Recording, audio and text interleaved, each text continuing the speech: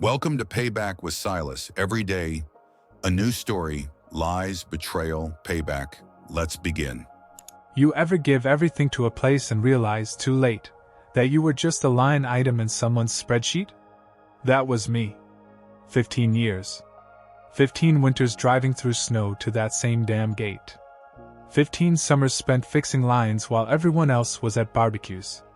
My name's Marshall Langley, and I built the heartbeat of Davenport Systems, a mid-sized factory in Greenville, Ohio, where we made precision components for aerospace clients. I didn't ask for praise. I asked for respect. But respect doesn't fit in a corporate PowerPoint. On a gray Thursday morning, I sat in a meeting room with no windows and too much air conditioning. Across from me sat Chase Whitmore, our brand new director. 35, MBA from somewhere fancy, haircut sharp enough to cut glass. He looked like a man who thought leadership meant saying synergy a lot. He tapped on his tablet, didn't even look up. Marshall, I'll be direct. We're moving toward modernization. The board's decided to restructure automation. Your position, it's no longer aligned with our vision. That's what he said. No longer aligned. 15 years reduced to a vision mismatch. I sat there, not angry. Just still. I looked around. Same bland beige walls I'd seen every day. The same coffee stain on the carpet by the projector stand. I thought about the night 3 years ago when I slept in the server room to catch a critical failure at 3 a.m., the one that would have shut the line down for a week. I thought about how no one remembered that now. Is that all? I asked calmly. Chase finally looked up. He expected me to argue, I think. Maybe beg. He didn't know me. I stood, shook his hand, thanked him for the opportunity, and walked out without a sound. That night, I drove home through the cornfields of Greene County, windows down, radio off. Just thinking. I wasn't furious. I wasn't heartbroken. I was just uninvited from something I helped build. They replaced me with a chart. But I had a feeling that spreadsheet wasn't going to keep their machines running. Not for long. After I left Davenport Systems, things went quiet. Too quiet, honestly. My days were slower. I'd wake up early out of habit, make coffee, then realize I had nowhere to be. I cleaned out the garage. Repaired the old Toro mower. Organized wires and sensors I hadn't touched in years. You don't realize how much of your identity is tied to a place until that place tells you it doesn't need you. Still, I didn't spiral.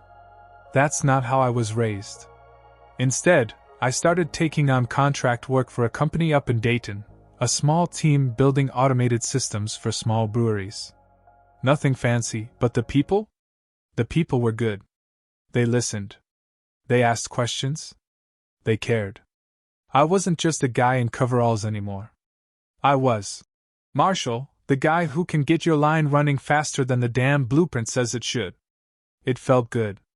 But meanwhile, back in Greenville, things at Davenport were changing. Fast. Chase Whitmore had brought in a consulting firm from Denver, Zycron Strategies, or something equally nauseating. They didn't wear uniforms, just slim suits and smug grins. I heard from an old coworker, Louise Ramos, who used to run Line 3 with me. She called one night around 9 p.m., voice low like she was confessing to something illegal. They wiped all your protocols, Marshall. Said they were old-world logic. Replaced them with a cloud-based, AI-integrated modular automation suite, and now the machines are losing calibration. We've got 14% defect rates on Line 1. I've never seen numbers like this. I didn't say much. Just listened. I wasn't surprised. Not even a little. See, what those consultants never understood is that automation isn't just code. It's context.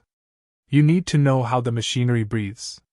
You need to understand that the sensor on the coil press overheats by half a degree when the humidity hits 90%.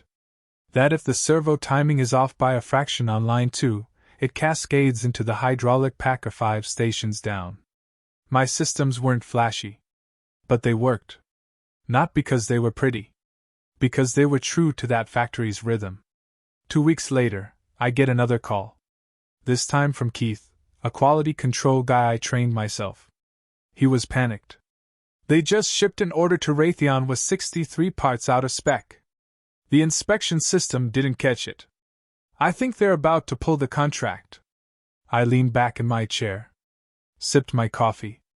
The same system that I designed had monitored tolerances to micron-level accuracy for 12 years. Not one recall. Now, full shipment failure. And yet, I wasn't smiling. Not yet. Because part of me still remembered that place, remembered it working. People proud of what they made. Factory floor filled with that hum of synchronized purpose. Now it was a circus run by outsiders in polo shirts, juggling buzzwords like flaming torches. But I stayed quiet. I didn't reach out. If they wanted to fix it, they knew where to find me. And sure enough, they did. One morning, just as I finished calibrating a brewery's fermentation line, my phone buzzed. Caller ID, unknown. But I knew. I picked up. Marshall? This is Chase Whitmore. I know we haven't spoken in a while, but we could really use your help. There it was. Not a demand. Not a directive. A plea. And just like that, the game had changed. When Chase Whitmore called me, I didn't pick up right away. I let it ring out the first time. Let him sweat.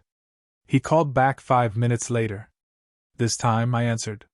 Calm, like I just stepped out of the shower. Marshall? Thank God. We're in trouble. I was hoping we could talk. The man who once dismissed me with a half smile and corporate jargon was now stumbling over his words like a college intern. I almost didn't recognize his voice, thinner, cracked around the edges. The systems are unstable, he said. Production's down almost 30%. Our QA metrics are failing, and the board is asking questions. I didn't ask how he got my number. I knew. Someone on the floor gave it to him. Louise. Keith. Someone who remembered. He danced around it for a while, trying to be diplomatic. Trying not to admit they'd screwed up. But eventually, the truth came out.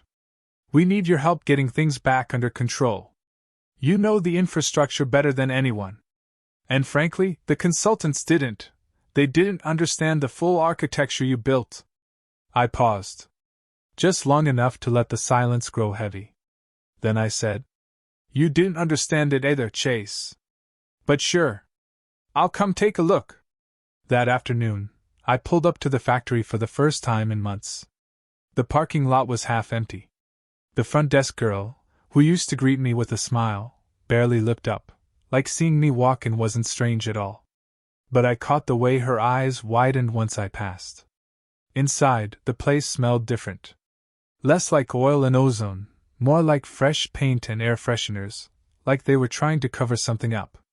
The production floor? Chaos. 3 lines down. Red lights blinking across the main interface. One of the new techs, some kid named Dorian with a man bun and a tablet, was waving it like a magic wand at the diagnostic panel, hoping it would fix itself. Didn't even look up when I walked past. I didn't say a word. Just made my way to the main control center, where I found Chase standing awkwardly with 2 consultants in blazers and sneakers. He reached out to shake my hand. I let him sweat for a second before I shook it. You remember Benjamin and Cole from Zycron? I looked at them. 2 overpaid amateurs with confidence outpacing their competence. You're the guy who rewrote my control systems? I asked. We optimized your legacy framework, Cole said. Brought it into the cloud. And introduced a whole new failure pipeline, I said flatly. They didn't like that. I spent the next 6 hours walking the floor, watching. Listening. Systems that used to sync to within 0.02 milliseconds were now misfiring by half a second, an eternity in automated terms. Sensors were overloaded with noise. Predictive logic was overriding live data. The machine learning model they'd implemented couldn't distinguish between a pressure fluctuation and a full stop. I'd warned them years ago that Davenport's systems were custom. Hand-built, tailored. No plug-and-play nonsense would hold up in that environment. But they didn't want tailored. They wanted trendy. And now they wanted me to make it all go away, quietly, discreetly, no fuss. But I had other plans. I told them I needed access to the root control systems. Full admin. I told them I needed my old office back. I told them I wanted contractor status, paid by the hour, no cap. No oversight. And I wanted that in writing. Chase hesitated. Looked at his consultants like they could save him. They couldn't. Within the hour, I had it all. They were desperate. And I was just getting started. Because I wasn't here just to fix their mess. I was here to remind them what happens when you mistake loyalty for replaceability. And this time, they were going to pay for every second of it. I didn't rush. The first thing I did was sit down in my old office, the one they gave back to me without a word, and close the door. Same desk, same window overlooking the west lot. They hadn't even cleared out my old drawer. My backup drive was still there, buried under a stack of yellowing forms. I ran my fingers along the table. Then I turned on the terminal. Everything they'd built, the cloud dashboards, the outsourced logic trees, the bloated middleware that was supposed to optimize productivity, was barely holding itself together. One more update, one more fluctuation in load, and it was going to collapse. So I began quietly disassembling their house of cards. Over the next 2 weeks, I came in every day. Head down. Professional. They thought I was just restoring stability. But what I was really doing was taking everything back. I pulled the core processes out of the cloud and rewrote them locally, encrypted, modular, and immune to remote tampering. I stripped away their predictive model and rebuilt a lean, rules-based logic chain I'd pioneered myself years ago, with new failsafes and condition flags that only I understood. I fixed their defect cascade in under 36 hours. The lines started running smoother. Downtime dropped. QA metrics normalized. The factory was breathing again. And everyone? Everyone walked around like I was some magician brought in to save the kingdom. They didn't realize I was also locking every door behind me. I'd buried the critical system restore keys in redundant protocols that couldn't be traced to a single access point. Think of it like digital ductwork. If you didn't build the house, you'd never know where the vents led. And the admin interface? I left it functional, but hollow. Flashy graphs and logs that made upper management feel smart. Meanwhile, the rail controls lived in a shell system that required biometric access, mine. Not because I wanted to be a tyrant, but because I wanted them to never forget how this place actually worked. Chase came by near the end of my second week. "We're hearing great things from the board," he said, leaning in the doorway like we were old friends. "Your work, it's exactly what we needed. Honestly, we should have never let you go." I didn't even look up from my screen. "You didn't," I said. "You just pressed fast forward on the consequences." He smiled awkwardly. Tried to brush it off. "You know, once this all stabilizes, we'd love to bring you back in full-time. Maybe even head of automation. Permanent role." I finally looked at him. That offer would have meant something 3 months ago. Now, I'm billing you more per week than I used to make in a month. And I get to leave at 4 o'clock. He tried to laugh. But it came out hollow. See, I wasn't interested in coming back. Not really. Because this wasn't about revenge in the way most people think of it. I didn't want to humiliate anyone. I didn't need applause. I just wanted one thing, permanence. I wanted them to know that for all their talk of modernization and strategic realignment, the soul of this place was built by people who got their hands dirty. People like me. So I left something behind. A final safeguard. A system heartbeat monitor, hidden deep in the code, that only activates if they try to override or replace the core logic again. If they mess with it, even slightly, the whole system locks. Production halts. Every line, every node, frozen. And only one person in the country has the decrypt key. Not Chase. Not Benjamin or Cole. Not even the board. Just me. And I'm not saving them again. It's been 9 months since I walked away from Davenport Systems for the second, and final, time. The last email I got from them was 3 months ago. Subject line: Urgent, unexpected system lockout, need immediate assistance. I didn't respond. They still don't know what triggered the shutdown. I do. They tried to rip out my safeguards and replace the system with a newer cloud package from some Silicon Valley startup that promised zero latency orchestration. They thought I was bluffing when I told them the code was custom locked. They didn't believe me. They do now. Funny thing is, I'm not even angry anymore. I live up in Ashland, 2 hours north, in a quiet house with a wraparound porch and an old maple tree out front. My new job? Technical director for a family-run automation company that serves regional manufacturers across the Midwest. They treat me like gold, not because I'm special, but because I earned what I know. They respect that. The owner, Geneva Cartwright, is a firecracker in her 60s who knows every screw in every system we install. She brought me on after hearing about the Davenport fiasco. Said she wanted someone who understood machines better than MBAs do. She wasn't wrong. My days are full, but not frantic. I spend time mentoring new engineers, reviewing designs, even writing a few manuals. We do things the right way. No shortcuts. No consultant drama. Just good work with good people. Sometimes, at lunch, I'll get a text from Lise. Line 3 went down again. Dorian looks like he's about to cry. We both laugh. Sometimes Keith calls me after hours, asking for unofficial advice, how to bypass a faulty node or resync a timing loop that's gone out of phase. I help him. Not for Davenport's sake, for his. Because the people still on that floor? They're not the enemy.